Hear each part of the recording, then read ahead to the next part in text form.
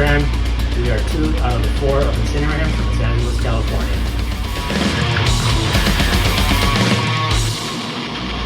There is no significance to the name Insineratehymn. It is off of the Inside album, but that's not the reason why we chose it. The story goes, our first vocalist, Mauricio Lopez, he was one of the founding members of the band, and he always had this idea of starting a band with that name, for the simple fact that nobody else had ever used it. So once we made sure that no one else was using that name, he presented the logo to me. My first impression was just the same as his. We envisioned it in flyers and merch. It sounded old school, it looked old school, and that's what solidified the choice to go with that name.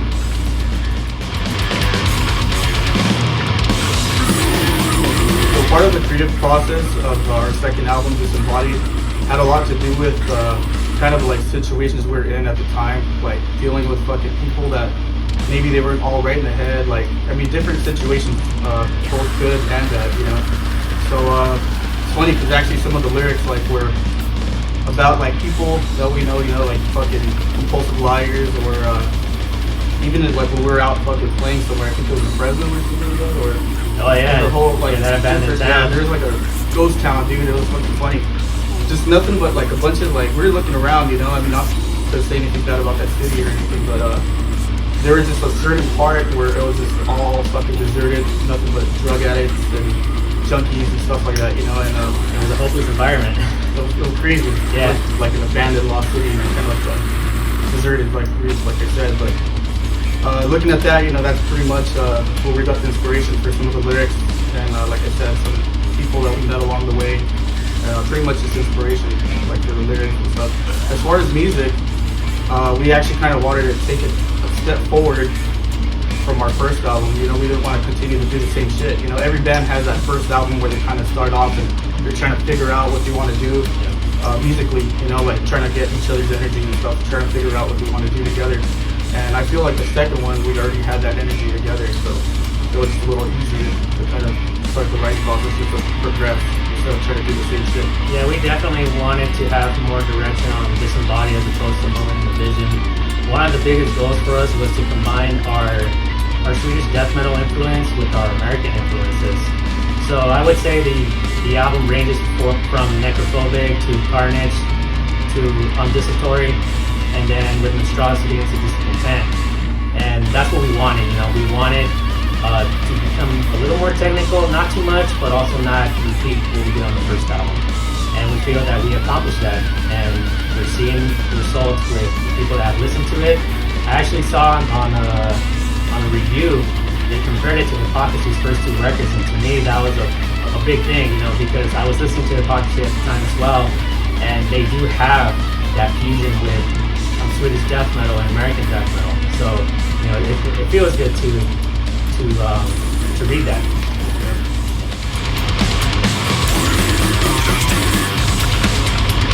So when we were writing the album, I had this idea of a soul I'm trying to escape hell, but demons were trying to stop it from escaping. And pretty much the idea behind that is every demon represented, you know, some sort of vice or some sort of flaw or negative experience that an individual will deal in real life. And we feel that it connects well with the lyrics because of that. I always thought that, you know, there's people that live hell on earth, and, you know, life itself can be infernal as well. I mean, there's all kinds of fucked up shit going on.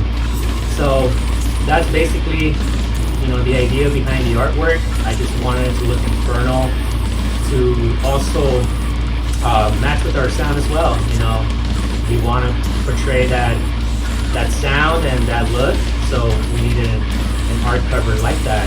And Edgar Rodan, who did the art cover, he did a phenomenal job in capturing what I was envisioning, and I sent him a couple examples from some of my favorite records. We definitely want to go for some of those colors and, you know, a similar look to like Swedish death metal, you know, but aside from that, that's basically the story behind it. I mean, something also that looks just fucking totally metal-ish, and you can just look at it, like the album part, and just all obviously like fucking right away assume it's a metal fucking album, you know? Yeah, I mean, because first impressions count, you know, so you need you know, an Inferno album cover. It doesn't have to be Inferno, it could be anything as long as it looks fucking cool, you know. Every record that we all love have sick ass art, and we pretty much want to go the same route and keep that quote unquote tradition. But yeah, I mean, yeah, that's the story behind it.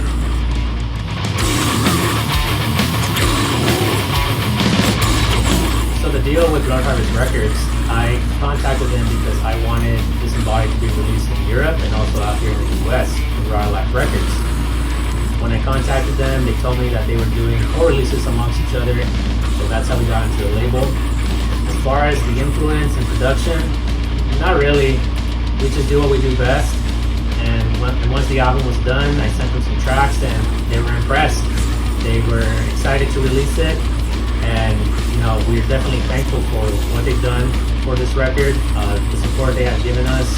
It's definitely opened up some new doors, opportunities out here in the US and also out in Europe, which we're excited to announce in the near future. But yeah, I mean, our collaboration with them has been good. Royal Life Records, very dependable label. We're very happy with what it's done for us. It definitely has promoted the album very well. Blood Harvest has done their part as well. So yeah, man, I mean, we're glad to be a part of it, and we're glad to be a part of labels that contribute to keeping extreme music alive, basically. So yeah, man, that's the deal with the labels.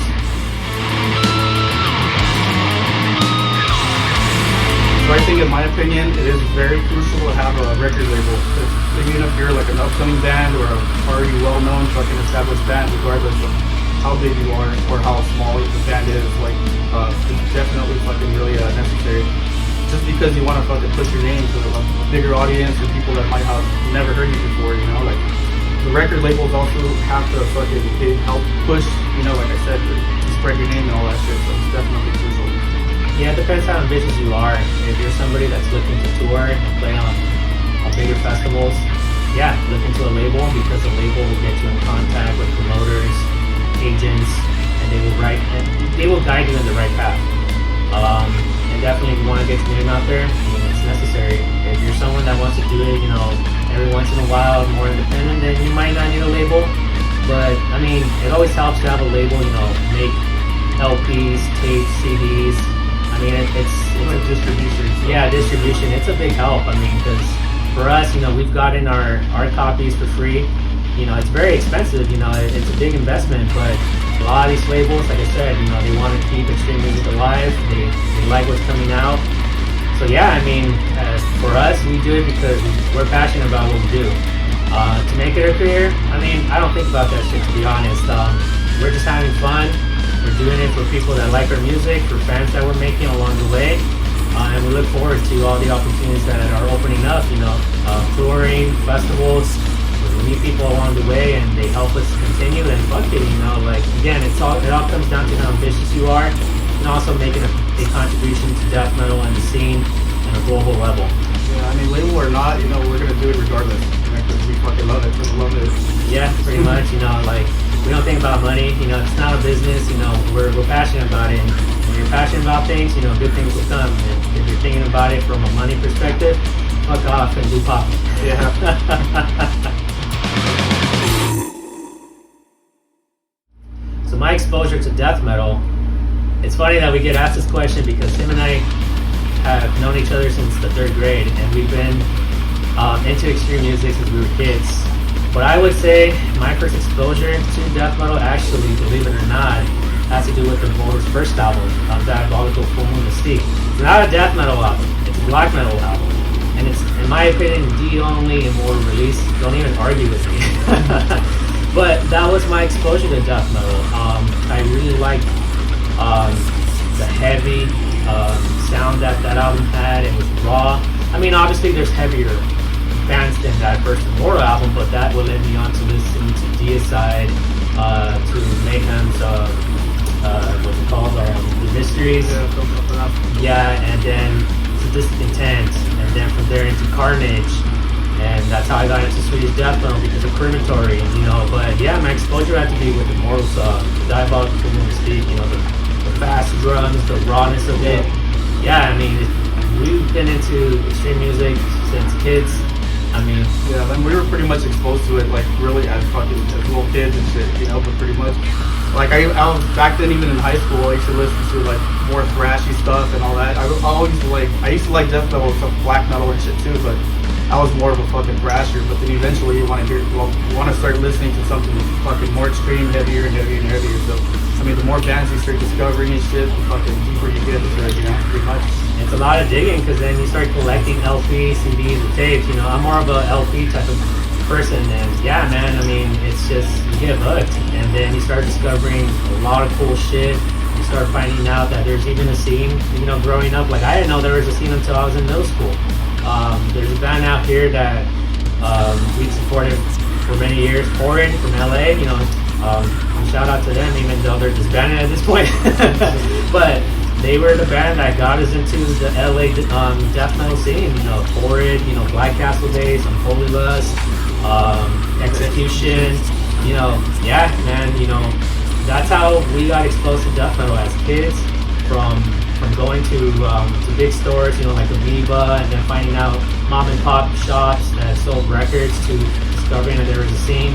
Then you meet people there, you know, you party with them, and then there's after parties, you know, you're drinking, you're bumping jams, yeah, pretty much, you know, that's how we got exposed into more extreme music. Yeah. You know, a lot, making friends, networking, yeah, that's how it is, man. Just having a good fucking time. Pretty much, so you want something a little bit more raw and fucking dirty, you know? Yeah, the more raw, the dirtier, you know, the better, you know. We like our death metal raw and primitive. We don't like it technical and polished. That's what we're about, man, you know. Yeah. That's what we kind of started listening to more of those death metal bands, because we felt like some of the other bands that we were listening to, like part of that, not to take anything away from them, but like I said, like a lot of the thrashier stuff, it was a little bit too cartoony after a while, after we were like a little bit getting older, and then we started listening to other bands and shit, and it just wasn't the same. We needed some that grit, you know, we needed something else. If I could change one thing, I think it would probably be just to at least give the fucking credit where it's due. You know, there's a lot of fucking sick ass musicians out there that, you know, like they deserve fucking credibility, and they deserve to be recognized and stuff. And I feel like in today's industry, going deeper or bigger, like they fucking pretty much go after like the pop stars and pop artists and shit like that, and pretty much whatever's trending and shit, you know, hip hop or whatever it is, and they just don't really give recognition to any really good musicians and stuff. And I think that's a shame, you know, it's a waste of time. And I think that's probably the only thing that would change. You know, aside from that, it's really competitive and all that, but that comes along with it. You know, that goes without saying. Yeah, I would agree too. I mean, the catering to trends, you know, it even happens in extreme music. I mean, for a while there was a time where every band sounded the same. I'm not going to name any names or any labels, but I'm pretty sure some of you would understand this. But there was a time where everyone wanted to be a specific sound in death metal, and it's a bummer because death metal has to be about no boundaries. You know, yeah, it's true. Be as heavy as you want, as raw as you want, fast, slow. But I feel death metal needs to have a lot of diversity, but there was a point where a lot of the labels were just looking at a specific sound, and you know, one band came out with that, and everybody wanted to do that, and then everything else anything that any other band was doing was not cool, and it's like, that's stupid. So yeah, definitely, you know, enough with the trends. You know, don't cater to trends. Have diversity in death metal, and just keep death metal that way. I mean, that's how it was back in the late 80s and early 90s when this genre came out. Every band sounded unique from one another, and I think that's how it should be always, you know, sound different from one another. Just because one band is popping with one sound doesn't mean you gotta do the same thing. Fuck that, you know, fuck following, fuck trends. Yeah, fuck all that.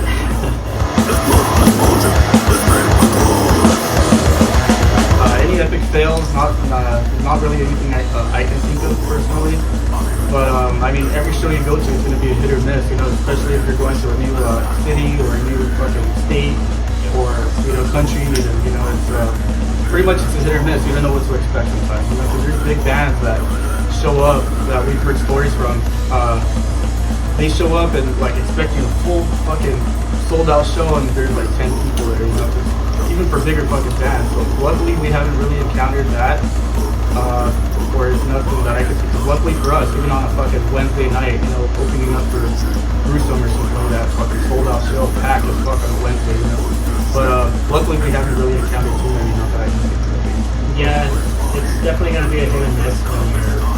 out on the road. We haven't encountered any fails when it comes to like the crowd, or I mean live. You have to improvise because sometimes some places will not have the equipment you need. Sometimes we might have to sacrifice one thing for another. Some places don't even like when I bring my drum set because I have a big ass drum set and but we find a way to make it work. There's been instances where they won't even mic up my kit, but we still fucking do it because some venue will not have all the mics necessary to mic up my double bass kit. Again, it's all it's a hit and miss when it comes to the venues to play. When it comes to the gear that they can provide or who's gonna do the sound. At the end of the day, you just gotta stay focused and doing your best. And believe it or not, sometimes I think there's been times where we haven't had like a full mic up show, and the crowd's still digging it, you know, and because we're putting all our energy into it. So yeah. Oh, you know what? Remember TJ? Oh yeah. That's like. I wouldn't say it was a fail, but I mean, as far as like the equipment, so we played in TJ. That was our first international show. We played at a place called Dragón Rojo. It was not the best place to play, but it was fun regardless. But as far as equipment, I think your amp kept going up. Something was fucking up. I think with the electronics and like something with the fucking The wiring. outlets and the wiring and all that. I think my head ended up getting blown out or something. Yeah, if anything, that could possibly be one of the fails. Yeah, that's part of that. I actually remember. And then I remember the drum set that I had to use. It was a Frankenstein, so it was like different brands, and it was funny because the floor tom was actually tied to the bass drum to one of the stands to keep it in place because it kept sliding. Yeah. So I mean, I guess you can call that like a fail. Yeah, but I mean, it worked out. Everything worked out in the end. You know, where it was backup amps and cabs and shit like that, heads and cabs. Yeah, and they actually let us, you know, swap that out, you know, during the set. I mean, it's TJ. You know, you're out in an area where they're out all night. They don't give a fuck about curfew, so we were okay. As a matter of fact, we played super late actually. I don't remember exactly what time we played, but I remember it's past midnight for sure.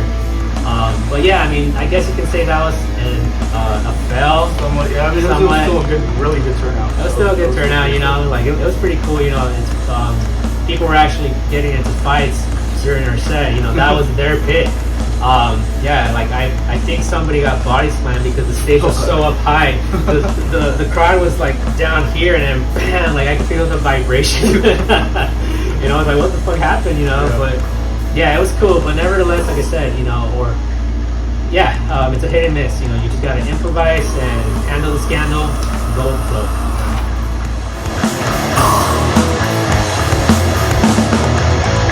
When it comes to movies, I haven't been up to date with any movies, but when it comes to music, the latest Void Ceremony record has definitely impressed me. I believe that's the best release of 2023. Everyone, you know, has their own opinion on what's the best album of 2023 when it comes to death metal, but the latest Void Ceremony record is hands down my favorite release of the year. It's composed phenomenally. Best records. I definitely recommend everyone to go check it out if you haven't heard it. It's on $20 spin. It's definitely all over the platforms to stream. But I really love the drumming on that. As a matter of fact, Charlie's a buddy of ours. He actually mixed our album. You know, sick ass drummer. Music is awesome, man. It's hard to describe that album because of how much I love it. I really can't come up with the words right now. But yeah, definitely the latest Void Ceremony. That's my favorite record of the year. It's on repeat. I will play it. I've been playing that since it came out. Yeah, it does not disappoint. You won't be bored. For me, as far as movies and stuff, like any new ones, or I don't know, like I don't really keep up with too many like things like going on, whether TV shows or movies and stuff like that. But the ones I have seen, they didn't really interest me at all. I've watched trailers and yeah, I took the time to try to watch some of them, like even horror movies and stuff. I'm a big horror fan. But even then, like it's just like all these new movies, I just couldn't get into them. Like I got so bored. They have the same fucking plot. It's all the same shit, you know. You've seen one, you've seen them all pretty much, you know.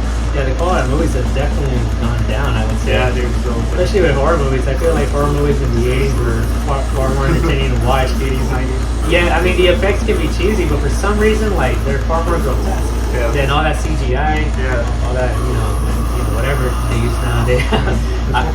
I don't know much about, like, the film stuff, to be honest, but yeah. And as far as music for me, like, there's not really any bands in particular that I can remember off the top of my head right now.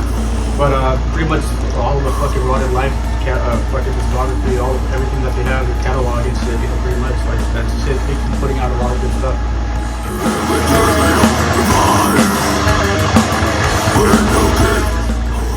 The future of death metal, it's always going to be around. Extreme music has been timeless.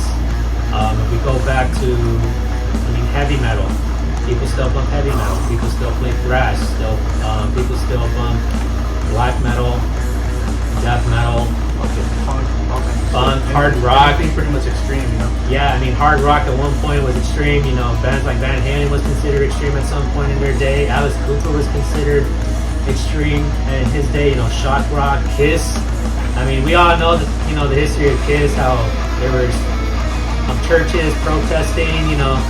This style of music with distortion, loud drums, heavy bass, has always been considered extreme throughout time. It's always going to be around. It's music that you can't kill. Everything else that's pop, we've all seen it go up and down. It's only in phases, but death metal or any other form of extreme music will always be around. There's bands today that are bringing back, 1970s, hard rock and late 70s, mid 70s to late 70s heavy metal. Again, it's timeless music. It doesn't go out of style. It's a trip. Like when we used to be younger, it's like in high school, going to shows and fucking going to concerts and stuff like that. And we felt like not out of place at all, but we were like fucking looking at everybody else like they're all like older dudes, middle-aged dudes and shit like that, older. And we were there at some point looking around like, oh, this is fucking cool, drinking and shit, getting drunk underage and stuff. Right.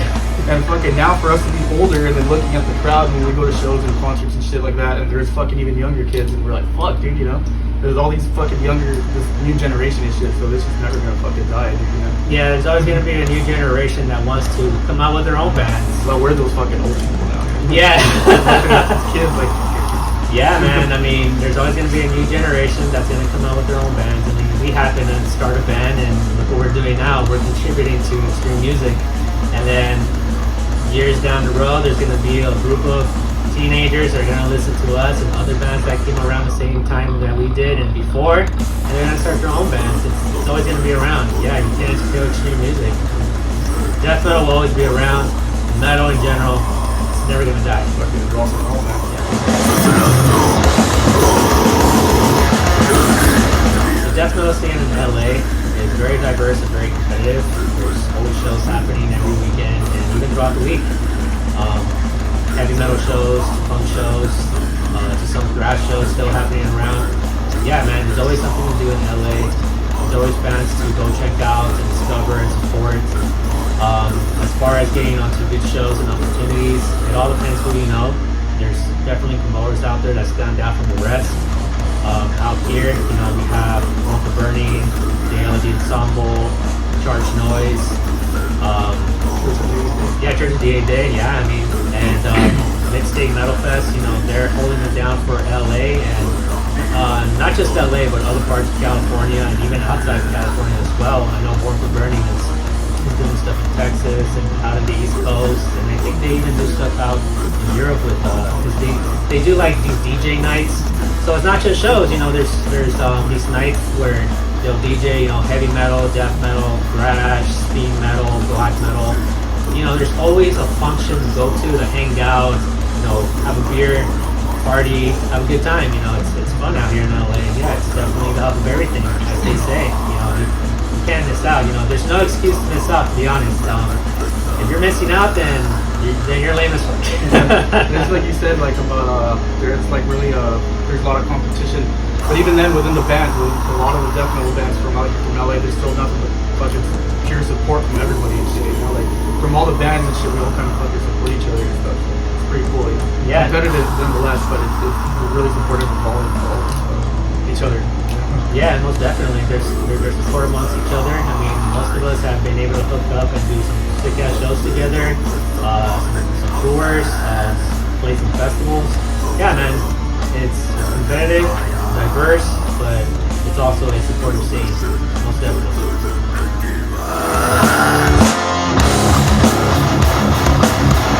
My top favorite album, well, I would have to actually choose two because it's really hard to fucking even just choose one, you know. Even two is kind of hard to choose, but first one would probably be Grave, Into the Grave, just because it's fucking really nasty, it's raw, it's fucking heavy, not over polished, it's not fucking too technical, it's not gonna be straightforward fucking death metal. Nasty, just like, you know, how it should be. And second one would be Astro's Last One, just because I love the fucking environment and, you know, the setting of it, like the way it fucking, you know, comes all together and shit, fucking the vocals, everything fucking good about it. It's both to me, it's heavy, it's dark, it's fucking nasty, how it should be. Yeah, for me it's hard to choose. Like you said, there's so many great albums out there to listen to. I mean, all of death metal is really good. But right now, the band that comes to my head is Insanity. I'm a big fan of that band. Unorthodox is an album that I always go back to. I really like the way it's written. The drums are very catchy to me. The riffs are fun. And it's important to have good hooks in an album. I also like primitive death metal, you know, pre-death metal era stuff like Infernal Majesty and Nunshell Fight. It's a classic record, man. You know, it's great. No one can argue about that. I mean, Nunshell Fight is a great record from the beginning to the end. Even the Hell on Earth demo as well. You know, and the title track to that demo of Hell on Earth is one of my favorite songs from Infernal Majesty. You know, it's got that early, you know, Hell Awaits vibe going on, but just a little more raw and heavier. I mean, Hell Awaits is a great record too. Now that I bring that up, I mean, to me that's a death metal record too.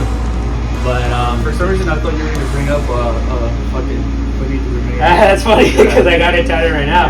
Yeah, Sepultura, another band that's been a big influence on me. You know, Beneath the Remains. As a matter of fact, when I first listened to it in high school, I that was the tattoo I wanted. That's my first tattoo. It's my only tattoo. We'll see when I get more. Yeah, but Sepultura, you know, fucking Morbid Visions, you know, fucking even raw. People like still consider fucking Beneath the Remains a death metal album, not even thrash metal. You know, a lot of people consider it death metal. Yeah, I mean, I saw it as a death metal record. You know, the drums, you know, Igor with its double kick, you know, the power behind those drums, the riffs. You know, there's, you know, because when I think of thrash, you know, for me it's kind of like a little optimistic. But with Beneath the Remains, that wasn't the case. Yeah, you're fucking right. You know, I'm out here trying to think of bands, and there's some right here. Yeah, but I mean, it's very difficult to choose the fucking record. But you know, fucking Thunderball 2002. Fuck yeah. Yeah, man. Swedish stuff. You know, this was death metal. No, this was Swedish death metal before it ever became a thing. As a matter of fact. I got lucky to obtain an LP. You know, I was very proud when I got that. Yeah, I have an LP of that. Yeah, I got excited when I came across it, and I immediately got it. I got it for cheap. And now the resale value is fucking stupid. Fuck. Yeah. I didn't even know they had a reprint. They had a reprint. I think there's still a couple out there, but I'm not sure how, you know, how much they made. Yeah. Aside from that, you know, it's definitely a record that everyone's got to pick up. You know, Nirvana 2002, Carnage, you know, Entomb, Chorus. Yeah, I mean, it's hard to choose. But yeah, man, I mean, we can go on and go through our entire discography and pull out a bunch of different records, and that'll be our favorite one, or that'll be our favorite one. Yeah, it's just fucking. Yeah, but we have many favorite ones. Many favorite ones, yeah. I mean, but at the end of the day, we just fucking love extreme music, man. Future plans for the band, we have a lot of cool stuff to announce in the near future. What we can share with you right now is that we'll be flying out to Mexico in November for Hell in Heaven, and we're definitely very excited to be performing that festival, as it's the most major festival we've ever played. Probably the most major show that we're ever going to do as of right now. We've done other big shows in the past, but this is the biggest thing we've ever done. It's definitely going to be a good time. We're going to be playing with bands such as Guns N' Roses. Surprisingly, Billy Idol is one of the headliners. But Sodom. It's all diverse and shit. fucking over 100 bands. And Yeah. exaggerating, but there's a lot of fucking bands and it's so diverse. Yeah, it's a very diverse festival. They cater to different styles of, of extreme music, if you want to call it that. You have hard rock to heavy metal to thrash metal, some death metal. I mean, fucking Incantation's gonna play that festival. Yeah, it's Aztecs, Incantation, Sodom, Candlemass. Batushka, fucking GBH, Casualties. Yeah, man. Pretty cool. It's Halloween, there's all kinds Oh of yeah, shit. Halloween. Yeah, that's right. Yeah, it's a major festival. It's very diverse, and we're looking forward to it. So, anyone out there in Mexico that's watching this, we'll be seeing you very soon.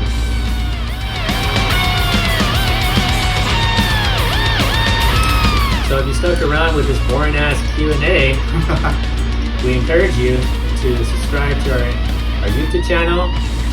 Give us a follow on Instagram. That's basically the social media platform that we use the most to keep everyone updated with upcoming shows, any releases in the future. So give us a follow on Instagram. Check out our Spotify, help us out with those listens, and give us a follow there too. And keep supporting death fucking metal. Stay fucking true. Cheers.